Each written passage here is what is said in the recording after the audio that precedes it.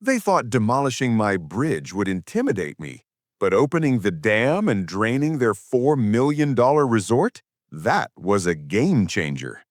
It started with the HOA sending crews to demolish the bridge I had built across my lake. It connected my property to the main road and had been there for decades. I had warned them repeatedly that it was private property, but they ignored every notice. When I arrived to see the destruction, I found Karen, clipboard in hand, smugly supervising the work. "You can't use this bridge without HOA approval," she said, as if ignoring ownership made it true. I simply smiled. I knew exactly what they didn't.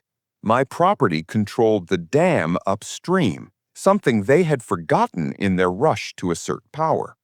That night, I accessed the dam controls. With a few turns and adjustments, water began to drain away from their resort, slowly but steadily. The HOA had built a $4 million resort on land downstream, thinking they could rely on my water without permission. The next morning, chaos erupted. Resort staff and homeowners watched in horror as their lakeside paradise drained away. Boats were stuck on dry land, pools emptied, and landscaping designed for water irrigation wilted under the sun. Karen arrived, yelling into her phone, calling the police. "He's sabotaging the property! Arrest him!" I stepped out calmly, watching her flail. "It's my property, my dam, and my rules. You built on land you don't control, and you didn't heed my warnings."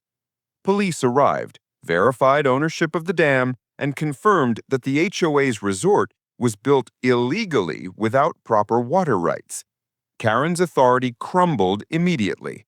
Her attempts to manipulate access and claim entitlement were completely nullified. Neighbors gathered, observing the dramatic spectacle. The water drained further, emphasizing the power of property rights and the folly of overstepping them. By the end of the day, the HOA had no choice but to halt operations at the resort. Any further attempts to interfere with my bridge or lake would carry legal consequences. The lesson was clear.